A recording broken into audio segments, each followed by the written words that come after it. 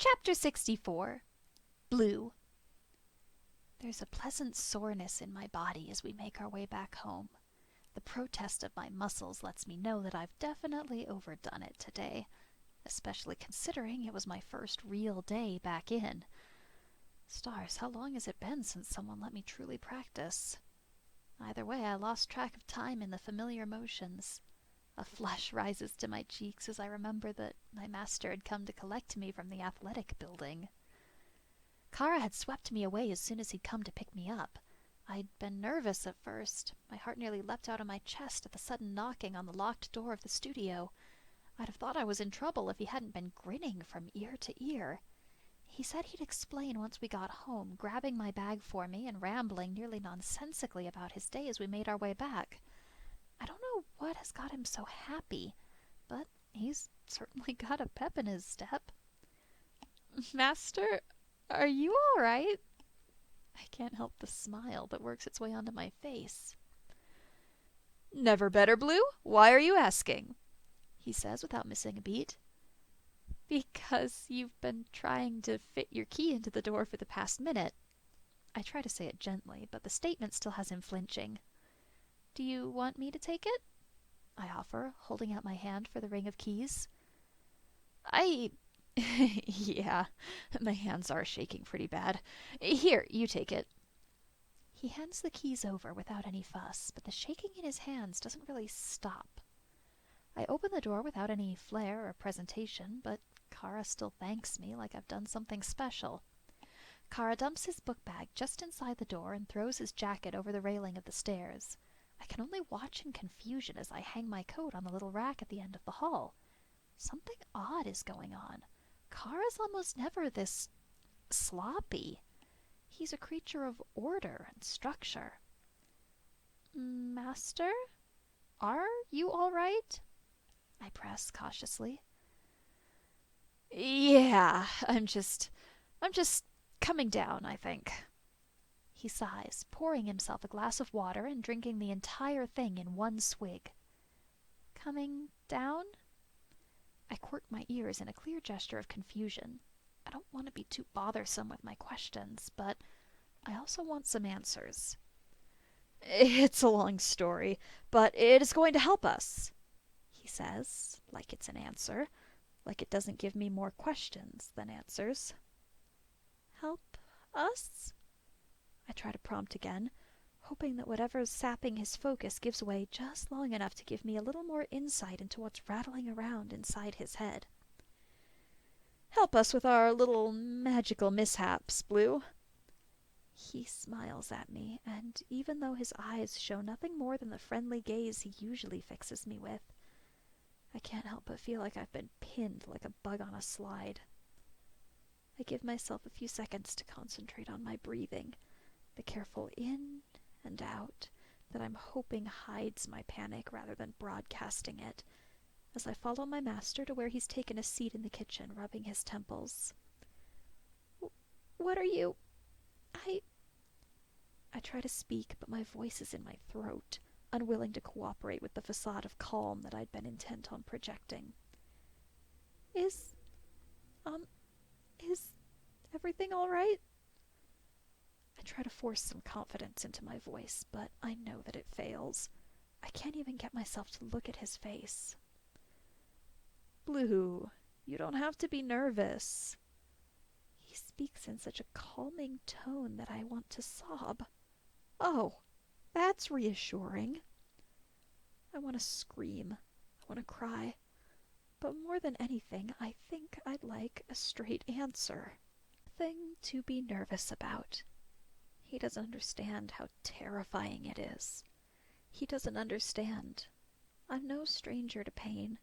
I'm fairly experienced with it, and with that comes a natural inclination to avoid it. This whole thing is just a little mishap for him. It's not life. It's not something he has to live with every day. Kara sets down a sludgy green liquid in a potion bottle. The glass is shiny, cut in this odd geometric design that makes it look like the liquid inside is shifting in the light. I don't know much about potions, but I don't remember Kara making this one, or one that looked similar. Kara motions for me to sit, and I obey, setting my hands in my lap and hoping that it hides the way they are trembling. What is that? I try to sound curious, but I'm not sure how accurate I am. It's a special potion that Shauna worked out. It has quite a few interesting effects, one of which might be just what we need to cast safely together. His eyes fix on me at those last two words, and I feel my whole body freeze up. I feel like a speck of dirt on glass, in the center of attention and yet so clearly out of place. I wish my master's gaze made me feel just a little less like a butterfly about to get pinned. I don't understand. I breathe out, locking my eyes on the potion because I can't bring myself to raise my gaze to my master. I went to see Professor Berg's demonstration after classes today, and I learned some really interesting things. Master keeps talking, but his words are muffled by the sound of my heart in my ears. I don't want him learning things from Berg. I don't want that scary teacher influencing my master. He told Kara to get rid of me. Is that what this is about? Berg made Kara an offer for a better familiar? Then what? Did Berg really want to finish off what his cousin started off all that time ago? Blue. Blue, are you listening? Master pulls me back into the real world. Yes, Master, I whisper back, suddenly all too interested in the patterns of the tablecloth. Master shifts in place, but remains where he is. He doesn't believe me, but he doesn't say anything more on the subject. Yes, well, the casting, at least the forms that we learn, are really inefficient. He says it like it's the simplest fact about the weather today. Stars. What does that mean? What does that mean? I ask simply, hoping that my blunt questions don't cause any more damage to an already unstable relationship. If I'm right, then this might be why casting hurts you. He smiles up at me, eager in a way that makes his whole face light up. I wish I could share in his excitement. I don't understand. I thought that that the energy in the casting gets pulled out of me. I reiterate the lesson he'd been learning in Professor Berg's class at the beginning of the semester. That's true, but it's not just pulling. At least, it doesn't have to be, he says with such finality that I don't even know how to argue if I wanted to. We sit still as silence takes over the room, an uneasy and obtrusive silence. I know that Master wants me to be happy. He's waiting for some outburst of joy, or at the very least excitement, but that's just not something I can provide at the moment. Listen, magic doesn't hurt me when I cast, right? So why should it hurt you? When I use magic, I'm manipulating the world around me. The magic ebbs and flows. Sometimes it's resistant, sometimes it needs specific patterns, but there are ways to do it safely. That's different. I can't help the whine that forces its way out of my throat. You're a mage. It's in you to use magic to pull energy from me for your spells. No, I'm sorry, Blue, but I can't believe that. Doing magic wrong, being inexperienced with difficult spells, or taking on something you aren't prepared for can hurt the mages that attempt them. It's no different. The magic backfires on you because you handle it wrong. Nothing more. So what am I supposed to do? I ask, feeling overwhelmed. I'm going to do it wrong. I know it. I feel almost dizzy at the prospect. My master is going crazy, and all I can do is sit along for the ride, knowing it was me that drove him to this point. It's not going to work. Shauna made this potion earlier today, he says, tapping the little glass bottle on the table between us. But there were some side effects that she didn't intend. But that's a good thing. It's those effects that we're going to be taking advantage of. Side effects? I can only numbly parrot back, doing my best to push down all those memories of threats of being turned into a lab animal. I wanted to make sure that we tried this at home so that we don't have to worry about ambient magics overwhelming you. Here, we're pretty well isolated from any aberrant sources of magic. I've got a few things active around the house, but it will be nothing like the environment at the school, he reassures me. So, I drink this, and I get to see magic? I quirk my eyebrow at him to make sure I've gotten that right. In the loosest sense of the words, yes. He nods, seemingly satisfied by my summary. I take the potion bottle from where it sits on the table. The glass of the vial allows me to see the greenish goop move inside the bottle as I roll it around in my hands. The liquid sludges back and forth slowly, warm in my palms, and I know that this is not going to be pleasant to drink. But is this really going to work? I don't understand how this is going to help. It doesn't make sense that this little vial is going to stop the pain, the ripping, blinding pain that comes from casting. Does it really matter if I can see the magic coming at me? Will it make a difference? It has to cycle through me anyway. There's no avoiding it. You don't have to drink it.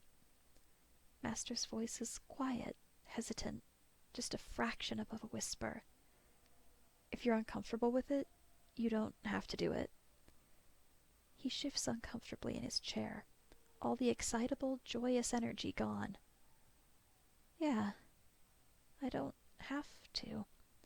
This master is very big on making sure that I'm a willing participant in whatever happens to me. I'm not required to do it. He isn't going to order me or hold me down. He isn't going to force the concoction down my throat. But drinking it does keep me useful. It ensures that my master will still want to keep me. Even if he's just using me for these experiments, it means that I'm helpful, useful in some way. I don't have to. But I don't really have a choice. I drink the potion. For one brief moment, I'm sure it's poison. The nauseous, dizzy feeling is overwhelming, and for a second, no matter how deeply I breathe, there's no air going to my lungs. My vision goes hazy, and I have to shut my eyes. The darkness is comforting, grounding for a moment as the effects seem to level out. I let my head rest on the table and let out a tiny little groan as the pressure in my eyes goes away. It's got a bit of a kick. How do you feel? Kara asks gently from the other side of the table. I blink slowly, allowing myself to just watch the floor for a few seconds. Nothing seems out of the ordinary, and my vision seems back to normal. I look back up to tell Kara that the potion didn't work, when I notice that the crystal in the center of the table is glowing. There's a faint glow that takes me a moment to notice, as it's all around us. The different colors and textures swirling cause a momentary flash of vertigo, and I have to close one eye against all the glowing. Stars! Had all this stuff been magical? Magical items are rare and very difficult to procure. I've never seen so many. Magic items are things that masters flaunt. They tell everyone about them, showing off collections to anyone and everyone who had reason enough to listen. It's odd that Kara has been so quiet about his things. It takes a minute to differentiate the colors, the strengths. It's all different types, and some things are so faint that it could only be latent magic. A couple of the hanging, dry plants have those latent signatures. But there's no denying the potency in some of the everyday household objects that I've handled none the wiser. Are you doing all right? It can take some time to adjust. I hope you aren't seeing anything too crazy. He prods, some of that excitement back. Kara must realize that the potion worked. There's a blush that rises in my cheeks as I realize I've been openly gaping at the familiar surroundings of the kitchen. I'm fine, just a bit. I turn back to him, but my voice leaves me. Looking Kara over is odd. I was expecting that same glowing that came off of the objects in the room, but he's normal. He looks just the same as he always does. There's no apparent glowing, no aura surrounding him. Nothing. A little bit what, Blue? He asks. He's on the edge of his seat, excited again. Just getting used to it, Master. What's the plan? I ask again, hoping that he ignores my momentary lapse in his excitement. All right, we're going to start small. I'm going to do a couple simple spells for you, and we are going to pick one to try out together. He lays his plan out slowly, pulling a handful of dried leaves and chalk from one of the glowing bowls. Spell components, my mind supplies. Just how many of those are actually safe to eat? Over half the herbs on the window are glowing, but I'm sure he's used all of them at some point in one dish or another. Some of them don't look so safe. There's nebulous energy curling around their roots and an almost sickly aura that surrounds them. It's one of the things that goes into his tea. He's been drinking that blend for a lot longer than I've been here. He must know, right? Try out together? I parrot back weakly, trying to pull my eyes away from the plants. I don't really know anything about magic. I shouldn't say anything. Things that look beautiful can often be dangerous. I don't see why the reverse can't be true. We're going to do another channeling ritual, but instead of sitting still, I want you to move with how the magic pushes you. It shouldn't be too hard. You're going to try and keep the energy moving. He gesticulates wildly as he speaks, as though directing the movement and providing instruction. I'm not sure I understand, I mumble quietly. There's a tiny little sprite that flits across my field of view. It doesn't seem too interested in us, but I can't say it's mutual. It stares at its reflection in the crystal, flitting around, enraptured by the glow. It's distracting. It's like the ocean. There's constant movement in the water, but you can only see the violence when it breaks against something stationary. You want to move with it so there's no chance it can hurt you. He explains a little more simply, but my mind's caught on seemingly the least important part. I've never seen the ocean, I whisper. I'm not entirely sure I mean to say it out loud. It's not important, not really. I understand what he's trying to say. I get the point he's trying to make. It makes sense theoretically, even though there's no real evidence in practice. Kara seems to realize this, too. That's fair, but do you understand the point I'm trying to make? He asks, a little more subdued. I think so. I nod, lying in a way that I hope is convincing.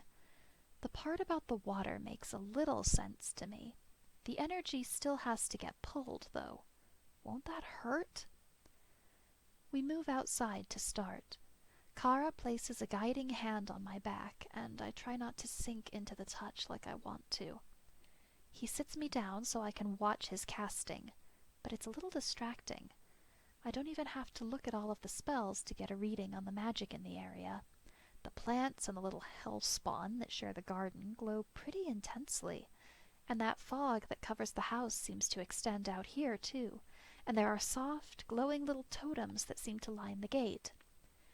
Kara does all sorts of little spells, and even with my attention half on him, it's easy to identify the magic as it's manipulated in his grasp. It's odd to watch magic happen, especially coming from such a nebulous host.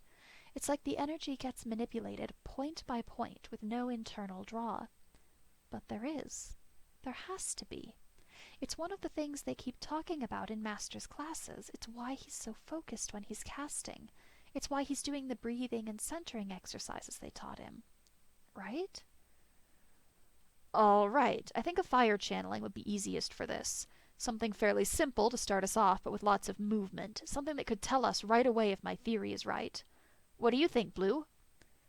He turns back to me, clearly waiting for a response. He's right about simple. Though the magic jumps around a bit, the movements aren't too disruptive. It all moves in a fairly predictable pattern. It's a low-tier spell that he's suggesting, basic of the basic, the slowest and least volatile elemental incarnation that fire seems to be capable of. That should work just fine. Just tell me what you need me to do. I stand and try to ignore the shaking in my hands by wringing them together. You can't notice shaking when there's movement, can you? We're just testing it out, and tell me immediately if you are in any pain or if it starts to feel bad in any way. This is just an experiment. I don't want to risk hurting you. He takes me by the shoulders and forces me to look up at him. I can sense no falsehood in his gaze, nothing that he's holding back. I only hope it's not just my wishful thinking.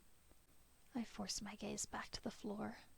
It's not my place to wish for such things. This is an experiment.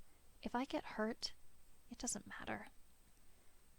Thank you, Master, I say, hating the glum way that it sounds. I should be grateful that he's even considering the risks to my safety in this.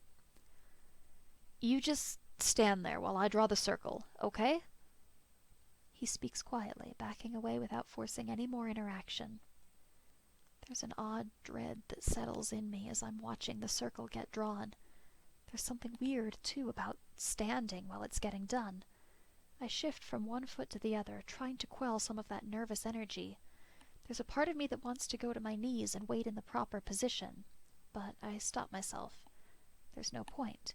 I'm not doing this casting normally. I'm not supposed to be kneeling this time. It would just be awkward if I kneel, only to have to get right back up to move around for the ritual. It doesn't stop me from feeling weird. When Kara starts the spell, I can tell he's going slowly. The swirling energy that pours in at his command moves even more sluggishly than his little demonstration, and he's only using enough to set the spell into motion. Idly, I'm touched that he's so concerned. It's odd to watch the magic come towards me, a physical shape that's just as imposing as I remember from my first casting. I try to push away the tremble in my hands as the energy folds into me. There's a familiar cracking sensation, that first little jolt and warmth that starts to fill me. The jolt is the energy falling into place. The amber-colored magic swells, and that same instinct to move comes again, only this time I don't suppress it. There's not a lot of time in between the bursts of activity, but all of the motions are slow, circular.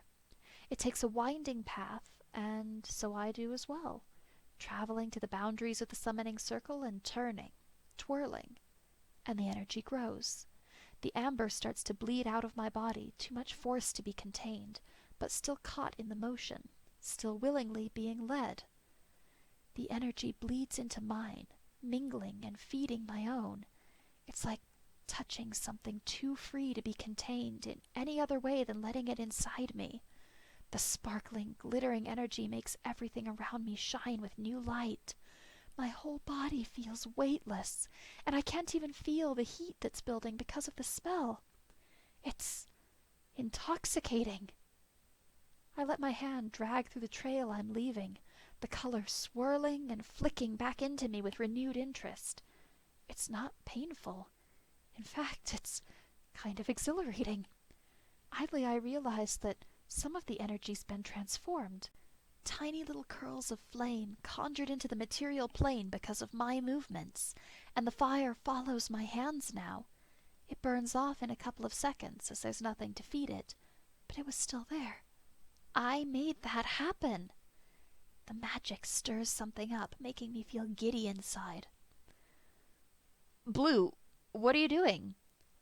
Kara asks, but my mind barely recognizes the words. It's different, I realize, when the magic is inside you. When you are a source of magic, the potion can do nothing but show you where magical essences lay. It makes the whole area around me a glittery field. The darkening conjuration energy is like a lens. I shift around slowly, not forcing or making any jerky movements, but so long as I move before the energy has truly found a path, it seems willing to take my suggestion, even when I start to move faster, and my movements become a little more complex. Blue, I don't know what you're doing. I can't control it from this side. Kara calls again. His voice is scared, and that makes me look up. There is something wrong on his side. He's not moving his hands to help the conjuration along, he's moving to contain it, and the energy is lashing out against him. There's raised red skin on his hands, lashing out in spirals down his arms. He's hurt. The revelation shocks me still for a moment, and then there's a whole new kind of shock. The pain burns, lancing up my spine and making my eyes water immediately. I'm moving without any conscious thought, keeping the flow going. "Blue, are you all right?" he yells, eyes wide and panicked when he sees me stumble. "I'm fine. How do we stop?" I call back. The pain isn't as intense as last time. It even seems to be soothed when I keep moving. "I'm going to take you through the motions, and we're going to discharge the spell into the sky. All right?" he answers. "Oh, okay," I stutter, trying to move as slowly as I can while he enters the casting circle and makes his way over to me. He takes my wrists, but he doesn't stop me from moving, only guides me gently into a series of movements that have the now deep red magic pulsing as it rips its way into the material plane. The spell is a comparatively weak one. It should only be a little more powerful, given that we cast it as a ritual spell. But the spout of fire that should be released is far more intense than it was supposed to be. The sky lights up as the gouts of flame shoot out, licking high enough to disrupt the low clouds, and wide enough to just barely singe the outside of the house. I can feel the heat on my face, on my whole body, as the torrent slowly closes off. Kara started slow. He only pulled enough magic into the ritual to make it work. He certainly didn't cause this sort of overcharge, which means all that was because of us. I reel back, suddenly feeling the loss of my energy. Kara catches me, supporting my weight in a way that I'm not quite sure I am capable of at the moment. "Are you all right? Are you hurt?" Kara asks, checking me over for any injuries, even though I am sure that I have none. I'm fine, just a little tired. That was us?" I ask weakly, letting my head loll backwards so that I can look up at him. Yeah, I think it was. We should get back inside. I'm sure everyone in the area saw that flame go up." His eyes are wide, but there's a smile painted on his face as he helps me back inside. You got hurt," I stutter out, trying to maintain my consciousness long enough to ask the question, but Kara just sits me in a chair and smiles at me. "It's just a tiny little thing. Some numbing cream and a healing spell should take care of it in less than a couple of days. I was trying to work against it. I know better than that. I shouldn't have. It was my fault. You did perfectly. Let me get you something to eat, all right? You look a little pale," he rambles, pulling his longer sleeves down, hiding any chance I had of getting a look at the damage. Kara bustles around the kitchen, pressing a drink into my hands as he sets off to cook up something for dinner. I rest my head on the kitchen table, watching his movements distantly. I don't have the energy to keep my eyes open, but I don't seem to be needed for anything. The soft, shuffling sounds that make up Kara in the kitchen are comforting enough to lull me into a light state of rest. This isn't what I'd expected. I had thought there was no way for me to function as a good familiar, but all this seems to cause is a little drowsiness. It has nothing to do with my constitution, and I'm sure with a little more practice I could figure out a way to let less of my energy get caught up in the discharge. The next assigned casting is in 2 weeks. I can't help the way I smile. We are going to blow them away.